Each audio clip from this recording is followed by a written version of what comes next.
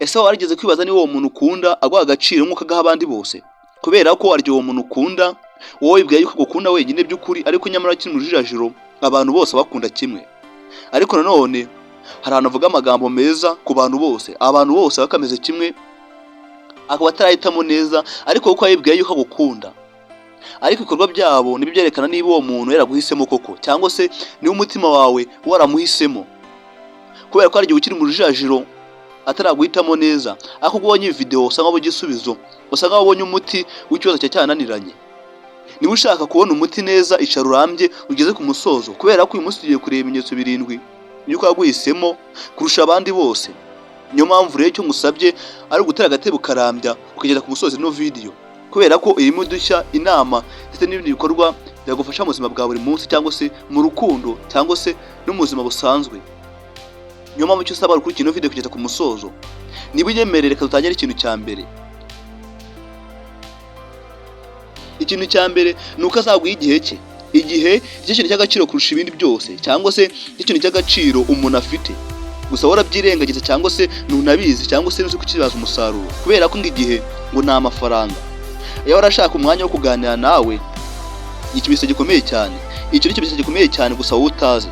Ndabizi ubu ngubu hari abavuze bati ibyo twari dusanzwe tubizi, ariko kuri nuko umunyabwenge yigira injiji kugira ngo amenye ubwenge kurushaho. Yigira injiji akigana n'abari asanzwe arusha ubwenge, cyangwa se akiga n'icyo yari asanzwe azi. Gusa muri iki gihe biragoye cyane, abantu bose bigize nk'amiritsi, bigize intyoza. Naho ikintu cya kabiri, akubwira ibanga rye. Buri umuntu ukubwira ibanga rye aba akomeye cyane kurenza abandi bose. Abenshi barabihisha, cyangwa se bagahisha ayo magambo, cyangwa se bagahisha amabanga, ariko akwizeye akubwira ibirimo imbere, cyangwa se akubwira ibanga rimurimo. Bivuze ko uba ufite umwanya wihariye. Ariko muri iki gihe biragoye yuko uzizera umuntu, kubera ko ubwira umuntu ibanga ugasanga ujye mu itangazamakuru, bukira igihugu cyose kibimenye. Naho gatatu, ashyira ibitekerezo byawe mu bikorwa. Gusa muri ino minsi biragoye cyane yuko umuntu azashyira ibitekerezo byawe mu bikorwa, kubera ko muri ino minsi abantu bose bigize ba nyandabizi, nawe ugishaka inama cyangwa se igitekerezo. Ariko iyo umugiriye inama ayitekerezaho kandi akayikurikiza. Gusa muri ino minsi biragoye cyane kuzagira umuntu inama, kubera ko igihe umuntu inama kugira umusazi akavanga ibyo nkora ndabizi, winegeka, wingendaho, biragoye cyane muri ino minsi. Naho kane, yita ku buryo ukunda. Yubaka ibintu ukunda, nko kugukorera surprise za hato na hato, cyangwa se utuntu tugushimisha. Akibuka ibyakunezeza cyangwa se byagushimisha mu gihe runaka, cyangwa se mu gihe wababaye, kuko aba ashaka kukunezeza kwenza nuko wabitekereza. Gusa muri ino minsi biragoye, kubera ko ngo umunezero uvamo amara, cyangwa se uvamo ibibazo.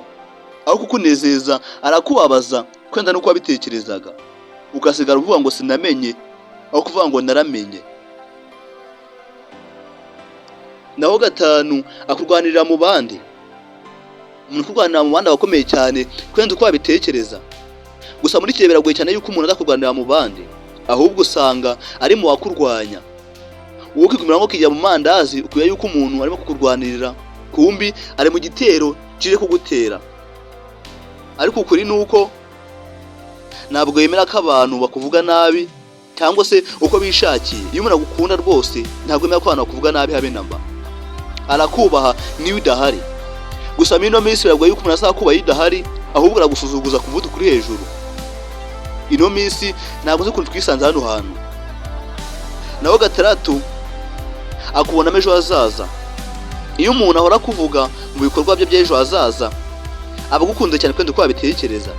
Bivuze yuko, cyangwa se bivuze byinshi kurusha uko umwana w'umuntu, cyangwa se kurusha uko umuntu yabitekereza. Kubera ko umuntu ukubonamo ejo hazaza he aba agukunda, ya mu bikorwa ndetse no mu magambo. Gusa muri ino minsi uburyarya bureze cyane kandi uko wabitekereza. Kubera ko aho kugira ngo uvugishe amagambo cyangwa se umunwa, wavugisha ibikorwa. Kubera ko ngo kora ndebe rutavuga numve. Kubera ko ngo umunwa wubaka etaje ariko mu magambo, bana mu bikorwa. Niyo mpamvu rero ibikorwa ari byiza kurusha amagambo naho bihuriye. Gusa muri ino minsi amagambo asigaye akora kurusha ibikorwa, nyamara kandi uwo munwa akaba ari uburyarya. naho karindwi akugira uwa mbere mu by'ingenzi. Gusa muri ino minsi bisa nkaho bigoranye cyane kubera ko aho kugira ngo akugira uwa mbere mu by'ingenzi ahubwo akugira uwa nyuma mu by'ingenzi. Sindi ukuntu twisanze ahantu rwose.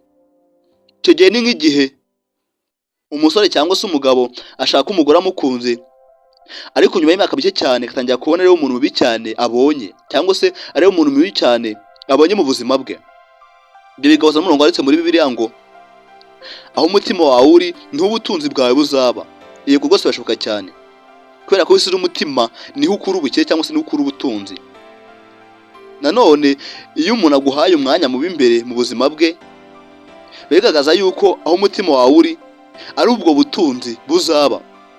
Gusa muri ino minsi bisa nkaho bigoranye cyane kubera ko usanga umutima uri ahantu hatandukanye. Usanga uri mu bagore, mu nzoga ndetse n'ahandi hatandukanye. Kuko ngo muri ino minsi biba bigoranye cyane rwose. Umuntu waguhisemo by'ukuri abigaragariza mu magambo, ahubwo abishyira mu bikorwa. Bigaragara mu bikorwa bye bya buri munsi cyangwa se mu buzima akora cyangwa se mu kazi akora ka buri munsi. Ariko nanone kagira akantu mwibariza. Wowe ni ikihe kimenyetso ubona gikomeye kurusha ibindi byose? Twandikira hasi muri comment twiganire tunoze umubano, turusheho kurambya ubushuti. Iyandikiye kuguri kutavugwa, ukanda subscribe, like ndetse ukande no kunzogera. Mbibutsa yuko ibi birekurikira izaba bikomeye cyane, nta kabuza rwose azaba ari umuriro. Kubera ko tuzavuga ibintu 7 umukobwa adakunda ku musore. Ibyo ni ukunda kubaho cyane rwose, ariko abenshi barabibuze. Ariko nukuri cyane indi video igiye gukurikiraho uzabyumva rwose, urushaho kunoza umubano wanyu. Gusa ngewe cyanashishikariza ntuzaci, kuko yakino video zabikomeye azaba ari rurangiza.